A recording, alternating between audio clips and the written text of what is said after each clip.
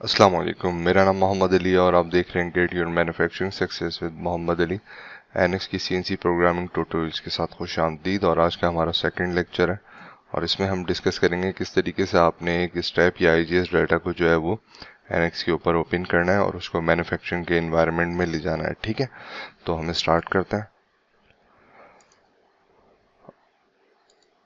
अच्छा, ये बेसिकली एक स्टेप फाइल है।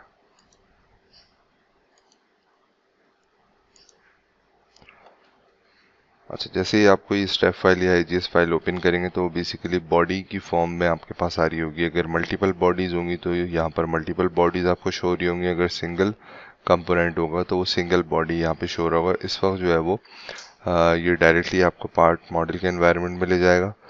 ये आपका असेंबली नेविगेटर है। तो एप्लीकेशन में जाके हम मैन्युफैक्चरिंग पे क्लिक करेंगे और मैन्युफैक्चरिंग के एनवायरनमेंट में आ जाएंगे। इनिशियली जो है जो सेशन कॉन्फ़िगरेशन है या जो कैम सेटअप है ये आप कोई भी सिलेक्ट कर सकते हैं। ये प्रॉब्लम नहीं है। जब हम प्रोग्रामिंग करेंगे तो फिर हम स्पेसिफिकली जो है वो कैम सेटअप डिफाइन करेंगे। तो आप ओके करके मैन्युफैक्चरिंग के मेन एनवायरनमेंट में आ जाए। यहाँ पे मैंने बताया था कि program order view, machine tool view, geometry view और मशीन मेथड व्यू आता है। जब हम मल्टीपल प्रोग्राम्स बना लेंगे आने वाली वीडियो में तो फिर मैं आपको इनके डिफरेंसेस दिखाऊंगा। तो अभी फ़िलहाल हम ज्योमेट्री व्यू के अंदर हैं। यहाँ पर इनिशियली आपको एक मेन एमसीएस यानी मशीन कोऑर्डिनेट सिस्टम मिलता है और वर्क पीस मिलता है। वर्क पीस के अंदर हमने पार्ट मॉडल डिफाइन करना होता है और आपका ब्लैंक या रॉ मटेरियल के साइजेस यानी वर्क पीस डिफाइन करना होता है। तो सबसे पहले हम यहाँ से मेन एमसीएस में आ जाते हैं। प्रीवियस वीडियो अगर आपने नहीं देखी तो ज़रूर देखें। उसमें मैंने बताया था कि एमसीएस बनाने के या मशीन कोऑर्डिनेट बनाने के मल्टीपल मेथड हैं। लास्ट हमने जो है वो इन्फर्ड मेथड देखा था। आज जो है वो हम डायनामिक देखते हैं। डायनामिक में आपके पास वर्क कोऑर्डिनेट को ट्रांसलेट या रोटेट करने का एक्सेस होता है। लेट सपोज आप मॉडल में मौजूद किसी भी वर्टेक्स के ऊपर क्लिक करते हैं तो यहाँ पर आपका वर्क कोऑर्डिनेट आ जाता है। अब आप इसको फर्दर अगर आपने इसको मूव करना है, लेट सपोज यहाँ पे आपने एक्स वाली डायरेक्शन सेलेक्ट की और 75 लिख के एंटर किया तो ये यहाँ पर मूव हो जाएगा। इसी तरीके से वाई वाली डायरेक्शन में आप जो भी वैल्यू देंगे ये मूव करके वहाँ पर ट्रांसलेट हो जाएगा। और डायरेक्टली अगर आप किसी पॉइंट को सिलेक्ट करेंगे तो ये डायरेक्शन चेंज कर लेगा। ठीक है, इसको आप ड्रैग आउट भी कर सकते हैं। इसका सेंटर पॉइंट पिक करके आप इसको रीलोकेट भी कर सकते हैं। और यहाँ पर जो तीनों एक्सिस के अराउंड आपको ये रेडियस वाली प्रोफाइल नज़र आ रही है, इस पे जब आप इसको सेलेक्ट करेंगे और यहाँ से आप वैल्यू डिफाइन करेंगे तो ये रोटेट हो सकेगा। ठीक है। अच्छा, दूसरी चीज़, जब भी आप किसी भी एक्सिस को डबल क्लिक करेंगे तो ये फ्लिप कर जाएगा। ठीक है, जैसे वाई वाली एक्सिस पे आप डबल क्लिक करें तो ये फ्लिप हो जाएगा। तो अभी मैं फ़िलहाल जो है वो वापस इसको इसकी एक्चुअल स्टेट पे ले आता हूँ और ये जो मेरा जो स्टेप फाइल बनाते हुए जिस भी सॉफ्टवेयर पे ये मॉडल बना था वहाँ पर जो वर्क कोऑर्डिनेट था ये उसका डिफ़ॉल्ट वर्क कोऑर्डिनेट आ रहा है। तो मैं इसको सेलेक्ट कर लूँगा तो ये मेरा डायरेक्ट एमसीएस जो है वो इस पोजीशन पर लोकेट हो जाएगा। ओके,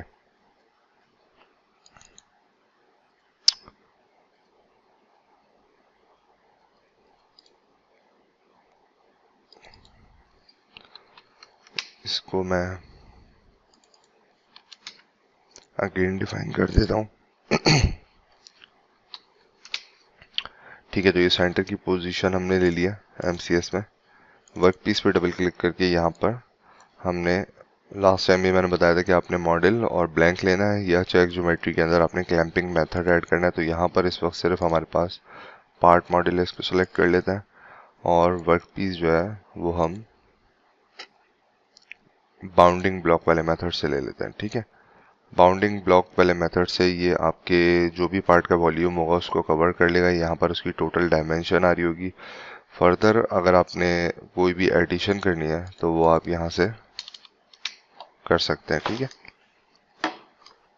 तो फिलहाल इसको भी साइज टू साइज ही कर देते हैं।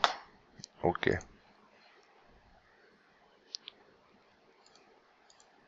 तो आज हम डिस्कस करेंगे मिल प्लानर के अंदर पॉकेटिंग मिलिंग। ठीक है, पॉकेटिंग मिलिंग जो है वो बेसिकली क्लोज एरिया के लिए है, जो कि पॉकेट के नाम से ही आपको अंदाज़ा हो रहा होगा। इसके अंदर जो है वो आपने रफिंग भी करनी है और फिनिशिंग भी कर सकते हैं, दोनों ऑप्शंस मौजूद हैं।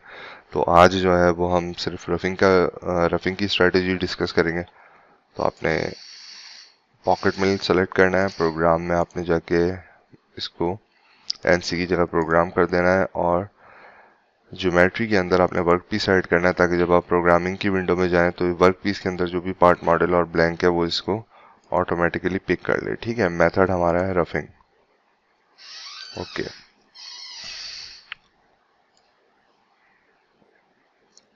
अच्छा यहाँ पर हमारे पास ये प्रोग्रामिंग की विंडो ओपन हो गई है। मैं पार्ट मॉडल के एनवायरनमेंट में जाके ये जो फीचर ग्रुप है ये बेसिकली कैम का फीचर ग्रुप है, तो मैं इसको हाइड कर देता हूँ थोड़ी देर के लिए और वापस हम कैम के एनवायरनमेंट में आ जाते हैं। ठीक है, सबसे पहले यहाँ पे हमने टूल ऐड करना है, तो न्यू टूल पे क्लिक किया आपने, टाइप सेलेक्ट करेंगे। अगेन जो है वो मैं एंड मिल ही सेलेक्ट कर रहा हूँ और मैं 12 का एंड मिल डिफाइन करूँगा। बेसिक पैरामीटर यहाँ पर आप डिफाइन कर दें। ठीक है, ये फ्लूट्स लेंथ है, सॉरी ये आपकी टोटल लेंथ है, और ये आपकी जो येलो एरिया नज़र आ रही है आपका फ्लूट्स लेंथ है। तो ये बेसिकली आपने अपने कटर को कंसीडर करते हुए यहाँ पे पुट करनी है वैल्यू। ठीक है, अच्छा शैंक में आप डिफाइन शैंक पे चेक लगा के यहाँ से भी इसको स्पेसिफाई कर सकते हैं।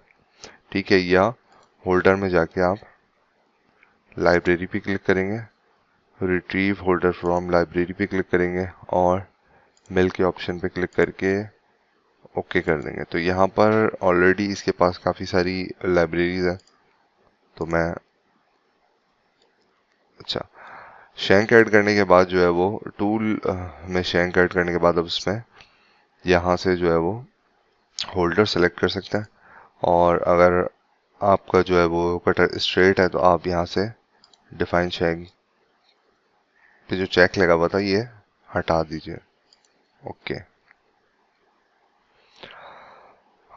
अच्छा अब यहाँ पर जो है वो हमने रेफरेंस ज्योमेट्री डिफाइन करनी है। तो सबसे पहले यहाँ पे देख लें कि यहाँ पर आ रहा है स्पेसिफाइड कट एरिया फ्लोर, यानी जो भी आपका पॉकेट का फ्लोर है उसे आपने सेलेक्ट करना है।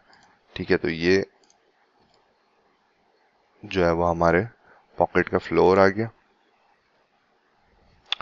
अच्छा, इसके साथ ही नीचे जो ऑप्शन है तो वहाँ पे मेंशन है use final floor stock same as part, यानी यहाँ पर अगर मैं चेक लगा दूंगा तो जो भी रफिंग में मैंने स्टॉक अलाउंस यहाँ पे छोड़ना होगा वो पार्ट स्टॉक को फॉलो करना शुरू कर देगा। ठीक है, और अगर आपने सेपरेटली यहाँ पे फ्लोर स्टॉक डिफाइन करना है तो वो डिफाइन कर दें। तो मैं यहाँ पर फिलहाल 1 mm डिफाइन कर देता हूँ।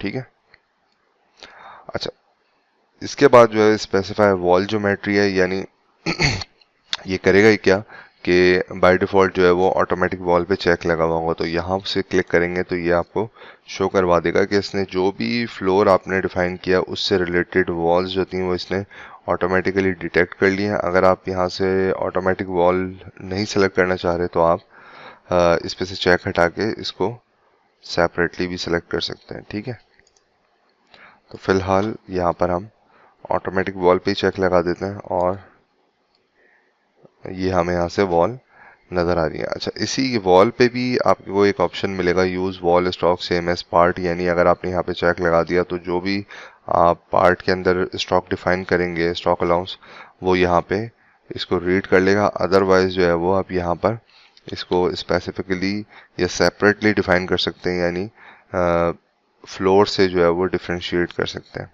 ठीक है, अच्छा इसके बाद यहाँ पे हमारा कट पैटर्न आ गया है। तो इसमें आप मल्टीपल जो है वो टाइप्स चला सकते हैं। इसको आप चला के देखें, ये इतना कोई डिफिकल्ट नहीं है। तो मैं फिलहाल यहाँ पे फॉलो पार्ट सेलेक्ट कर लेता हूँ। ठीक है, तो अब जो स्टॉक है वो बेसिकली फ्लोर के लिए 1 mm होगा और वॉल के लिए जो है वो 0.5 होगा। इस वैल्यू को ये रीड नहीं करेगा। ब्लैंक स्ट्रोक और चेक स्ट्रोक इस वक्त मैं यहाँ पे डिस्कस नहीं कर रहा हूँ। उसके बाद हम आ जाते हैं नीचे पाथ सेटिंग के ऊपर, यहाँ पे स्टेप ओवर और डेप्थ ऑफ कट, क्योंकि ये बेसिकली रफिंग है, तो स्टेप ओवर यानी एक्स और वाई एक्सिस में जब ये पूरा स्लाइस कवर करेगा तो टूल जो है वो कितना शिफ्ट हो, तो ये मैं कांस्टेंट में जाके आप यहाँ से जो है वो टूल परसेंटेज में जाके भी डायरेक्ट जो है वो डिफाइन कर सकते हैं। लेट्स सपोज 50%, तो 12 का एंड मिला तो ये 6 mm का स्टेप ओवर लेके चलेगा। अदरवाइज जो है वो आप कांस्टेंट में जाके मिलीमीटर में भी डिफाइन कर सकते हैं, ठीक है, इट्स अप टू यू। और डेप्थ ऑफ कट जो है वो मैं 0.5 कर देता हूँ, ठीक है। तो ये हमने यहाँ पर मेन विंडो के अंदर प्रोग्रामिंग की, कुछ पैरामीटर की सेटिंग की है।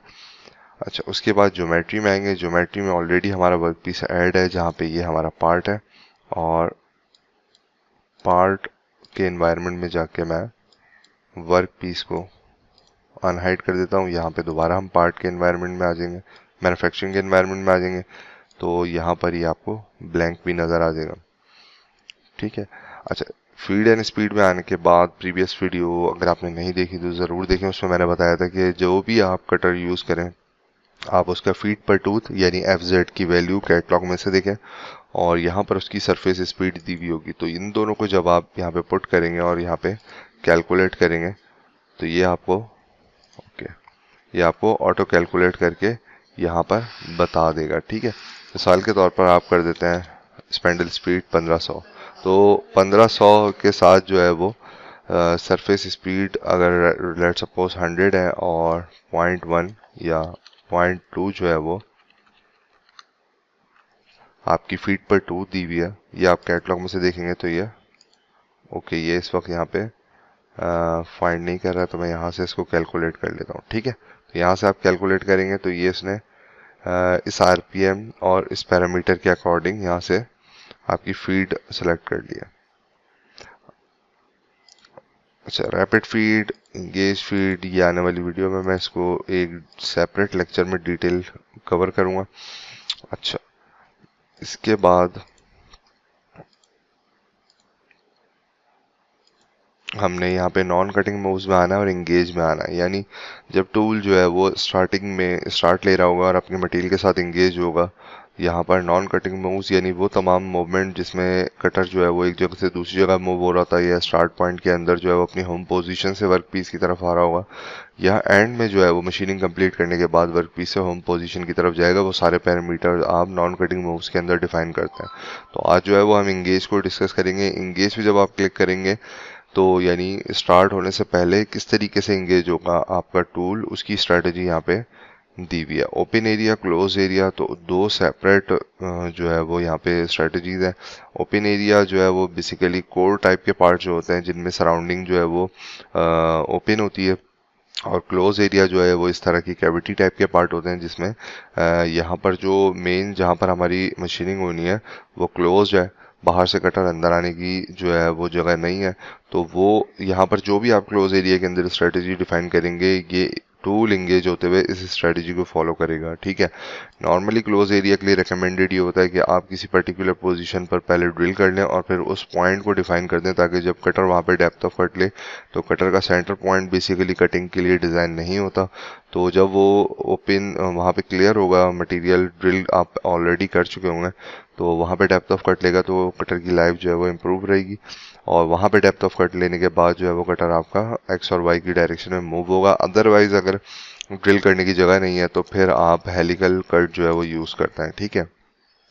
अच्छा, जैसे ही आप यहाँ से डिफरेंट टाइप सेलेक्ट करेंगे, हेलिकल है, रैम्प है, प्लंज है, डायरेक्ट, ठीक है। यहाँ से पिक्चर में भी आपको नज़र आ रहा होगा, रैम्प में भी आप कटर को मूव कर सकते हैं, ठीक है। तो हेलिकल जब आप मूव करेंगे तो यहाँ पे 2-3 चीज़ें आपको रिक्वायर्ड होंगी, डायमीटर यानी जो हेलिक्स का डाया है वो, और उसका पिच, ठीक है, रैम्प एंगल आ गया, कितनी हाइट है और कहाँ से स्टार्ट लेना है, ठीक है। तो जब आप हेलिकल को सेलेक्ट करेंगे तो ये आपके टूल के अकॉर्डिंग ऑटो जो है वो कुछ चीज़ें सेट कर देगा, और ये काफ़ी हद तक जो है वो सुटेबल होती है, मतलब इसमें आपको मज़ीद चेंजिंग करने की ज़रूरत नहीं होती। तो मेरी भी रिकमेंडेशन ये है कि इनिशियली अगर आप NX पे प्रोग्रामिंग कर रहे हैं तो आप हेलिकल कट जस्ट ले लें। अच्छा, ये बेसिकली ओपन एरिया है, तो ओपन एरिया तो हमारे पास यहाँ पर है ही नहीं, तो फिलहाल आप इसको नन कर देते हैं। ठीक है, तो ये आपने फॉलो करना है पॉकेटिंग के लिए। यहाँ से हम इसको अब जनरेट कर देते हैं।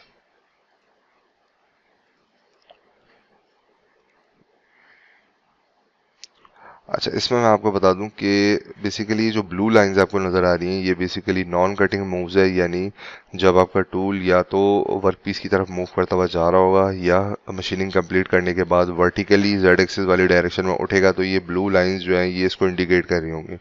इसी तरीके से जब आपका कटर कटिंग नहीं कर रहा और एक्स और वाई वाली मूवमेंट में कहीं पर मूव कर रहा है, तो वो मूवमेंट आपको रेड कलर में शो होगी। जबकि येलो जो है ये आपको इंगेज जब आपका टूल हो रहा होगा, यानी स्लो फीड के साथ जब इंगेज हो रहा होगा मटेरियल के साथ, तो ये येलो लाइन उसको रिप्रेजेंट कर रही होती है। बाकी ये जो आपको स्काई ब्लू लाइन नज़र आ रही है, ग्रीन लाइन नज़र आ रही है, ये कटिंग मूव्स हैं सारे।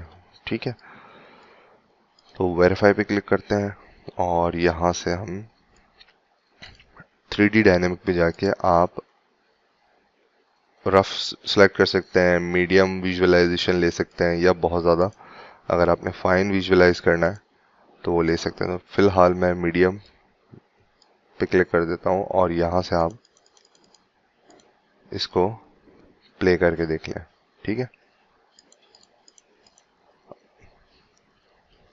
अच्छा, कंप्लीटली प्ले होने के बाद आपके पास एनालाइज का बटन जो है वो एक्टिव हो जाएगा। इस पे जब आप क्लिक करेंगे तो ये आपको दिखा देगा कि किस एरिया के ऊपर कितना मटेरियल रह गया है। तो हमने जो है वो फ्लोर के ऊपर जो है वो ये पर्पल कलर शो हो रहा है, तो फ्लोर पर जो है वो 1 mm स्टॉक है और ग्रीन जो है वो 0.5 है ऑलमोस्ट। तो यहाँ पर हमने 0.5 मटेरियल ड्रॉप किया था। तो आप यहाँ से देख सकते हैं, किसी भी पॉइंट पर आप क्लिक करेंगे तो ये एग्जैक्टली आपको बता देगा कि एग्जैक्टली उस जगह पर कितना मटेरियल है, और यहाँ पर जो है वो 0.9 मटेरियल है। ठीक है,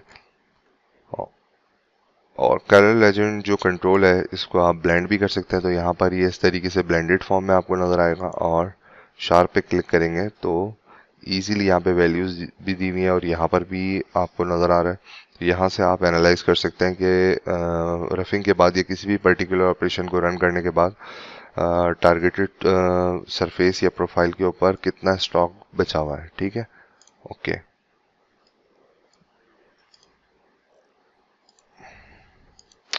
अगेन मैं इसको पोस्ट कर देता हूँ। अगर आपको कस्टमाइज पोस्ट प्रोसेसर चाहिए फानुक का, तो आप मुझे मैसेज कर सकते हैं।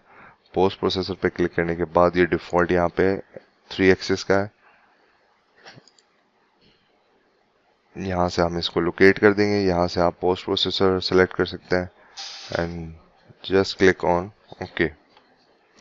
ठीक है, तो ये आपकी, अच्छा, टूल नंबर मिसिंग है, ये लास्ट वीडियो में भी हो गया था। मैं इसको डिफाइन कर देता हूँ कि एक्चुअल में टूल नंबर कहाँ मेंशन करना है और क्यों मेंशन करना है। ठीक है, तो मेन विंडो में जाके आपने ये टूल सेलेक्ट हुआ है, इसकी यहाँ पे एडिट डेफिनेशन में चले जाएंगे और टूल में जाके यहाँ पे टूल नंबर आपने मेंशन करना होता है। ये टूल नंबर मींस अगर मैं टूल 1 मेंशन कर रहा हूँ और सीएनसी मशीन का जो टरेट है उस में हमें अपना ये पर्टिकुलर टूल 12 का एंड मिल जो 75 mm की लेंथ पर है और फ्लूट लेंथ 40 है, यानी इसी स्पेसिफिकेशन के साथ वहाँ पर आर्बर के साथ जो है वो प्लेस करना है, ताकि अगर हम मल्टीपल प्रोग्राम चला रहे हैं, मल्टीपल टूल रन कर रहे हैं तो और टूल चेंजर को भी यूटिलाइज कर रहे हैं, तो वहाँ पर ये टूल जो है 1 जो है इसको पिक करें। क्योंकि जब आप एक ही जॉब के ऊपर मल्टीपल प्रोग्राम चला रहे होते हैं और एक ही एनसी फाइल होती है, तो उसके अंदर आप टूल चेंज की कमांड अप्लाई करते हैं। वहाँ पे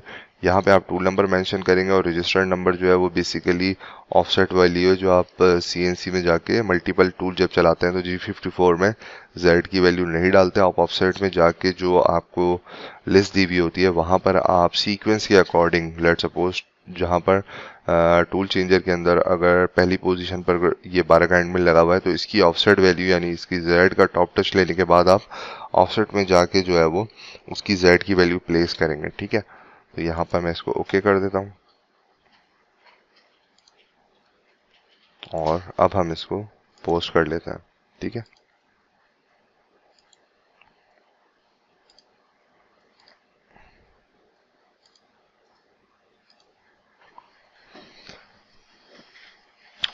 ये हमारा प्रोग्राम जो है वो पोस्ट हो गया।